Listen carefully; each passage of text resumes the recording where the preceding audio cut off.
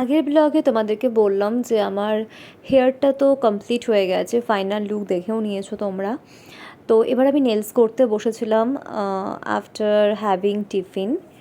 So আজকে সোনিয়া আমাকে একটু ডিফারেন্ট কিছু সাজেস্ট করলো। আমি সবসময়তেই খুব নিউড পছন্দ করি এবং নিউড শেডের ওপর যা যা ট্রাই করা যায় সব কিছু আমি এত বছরে করে নিয়েছি, বাট আজকে একটু ফার্স্ট টাইম ও বললো দিদি ট্রেন্ডে চলছে ক্যাটস আই।